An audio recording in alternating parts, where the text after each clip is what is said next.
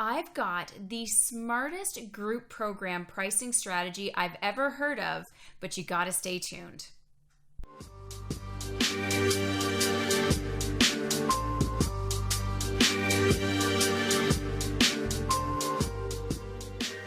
Growing pains that you want to talk about? Because the way we've described it, it all just so magically fell into place, but I'm sure it wasn't magic all the time. Any sort of, like, I love hearing the background stories, and it doesn't necessarily have to be like a fail, but just sort of like, yeah, I know that there have been times where, like in my first launch, I was literally up at 2, 3, 4 in the morning, like double checking my email sequences and double checking all my links because I couldn't like relax. There was so much anxiety around doing something new. I don't know if you had any of that experience at all. I would say my biggest growth edge right now is learning how to price it appropriately. So I think I underpriced it the first time. And then, so how do you grow from there? The other thing was really dealing with retention and like with the introverts. So because it was so inexpensively priced the first time, or in my opinion, it was. Sure. Some people just kind of trickled away, and I was really trying to help understand why that was happening. So for me, that was the biggest piece, because I am an extroverted introvert. Like when I go home, I like to be quiet, but when I am out and I'm on and I am larger than life, and it's just something that's very natural. So I can't understand that kind of setting wouldn't build people up. So I would say for me, that was like the hardest pill to swallow, is that maybe that wasn't not for everyone, because I truly believe it is for every woman, but how we apply the concepts to meet every woman, and so that they feel like as energized as I do. Yeah. Because we are all different. So that for me was like a humbling experience, where it was like, okay, we really need to create new curriculum or facilitate this in a way that speaks to every woman. And there are, like, even in the second round, there was someone who didn't want to continue because it was just so hard for them.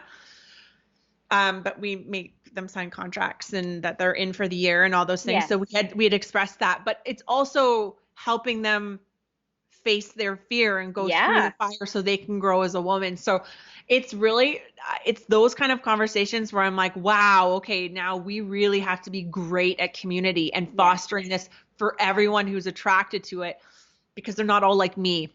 Cool. I got to learn how to deal with that. Right. So I would say for me, that was the most humbling and most trying experience. And I'm still working that out. Like I'm launching one tomorrow, and I'm like, how am I going to incorporate this in? Because I've promised this to the introverts, but my instinct is to deliver it this way. Of course. So I would say that is what causes me to stay up till 2 a.m., like racking my brain. And I'm so thankful that you're being more transparent about the pricing side of things. So, getting people on the contract, like you're committed for the 10 months, and actually getting people to sign a piece of paper. And I think anybody who's listening that is offering some sort of group program, I know in Ontario, if you're putting it through your clinic and you're putting it through direct billing, we're not allowed to block fee. But I think having people actually sign a contract is a great idea, because this is outside of the office. I mean, still having that commitment is great. And I think because this is essentially almost like a membership program, that retention piece is huge, right? And anybody that's running a membership program will say the retention is always the hardest part. Now, just as a gauge, because you don't need to give this away if you don't want to, but as a gauge, how much do you think, for the amount of effort and work that you're putting into, what would the price range be? Like maybe from the low end to what you think the ultimate value could be, just so people, because they always ask about price, right? Like, what should I charge? For the whole program, you're probably gonna think I'm crazy. You don't need to tell me your exact numbers. But I'm just saying, if you could give even like a rough range of, this is where I think you could start to. I think you still have to think like a clinician, especially if you are hoping to retain these people as patients. So you really have to factor in a lot of things. And so I will explain this.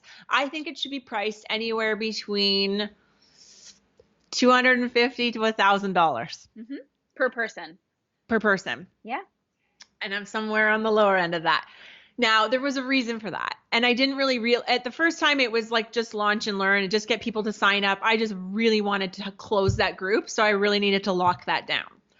When you're delivering health content as a clinician and you're talking about functional tests, every woman in that room who loves to learn about health and they have an absolute passion for health. Like at the end of 10 months, I was like, was that too medical? They were all like, no, it was crazy. I couldn't believe how much they were sponges for it. Yeah. When you talk about functional testing and how that's valuable to understanding their body, they're in your office. They are doing the tests. They are committed to their health. Right. They are seeing you for regular visits. So you have to price it thinking about how they're investing in their health as a whole. It's not just that program. And because we want to evolve to retreats and things like that, the advice I got was doing it on the lower end was smart. And you'll get the they will residual continually, income. will continue to invest in the brand. And so that was part of that. But then you'll tell some people the price and they'll be like, for 10 months, you are undercharged. So it's hard to do that dance. But I also, we do expensive functional tests. I want them to invest in that and Dutch and, and the regular visits to actually transform their health. But so it's multifactorial when you're thinking about it as a clinician and like what you're trying to actually build with that.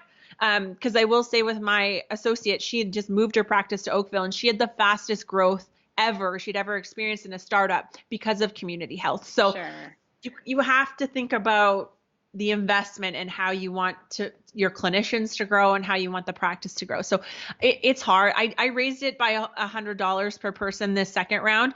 And I was very transparent with, if any of them knew the price. I don't post it anywhere, but if anyone knew the price, I was very honest. I said, the reason why I'm doing this is because people stopped. Not everybody, it was still a big group by the end, but some people stopped coming because I think it was cheap enough that if they wanted to trickle away and not face whatever was coming up for them, they didn't have to show up. I think it's really important. If this is a journey that attracts you, if this is something you really want to do for yourself, then I want you to make it to the end. I want you to go through the fire and grow from that and be this transformed person, because the transformations were unbelievable. Yeah. So I was very transparent with them as to why I thought that was important, and no one gave me any resistance because it's probably still under what it should be for what it is. But you are approaching it from a very smart perspective, being like, this price is not the minimum that people are going to end up spending with me. Exactly. They get in the door. And I will say what's so cool about doing this is the people who are like in our office all the time, hanging out, investing, are Rebel Tribe members, and now they know each other. So they're going for community acupuncture together or doing IVs together. Like, it's a community. We've created a community, and they have huge loyalty to what we're doing, and they trust us, and it's an incredible thing. So you want to honor that too. Yeah. I'm so proud of you. I'm just like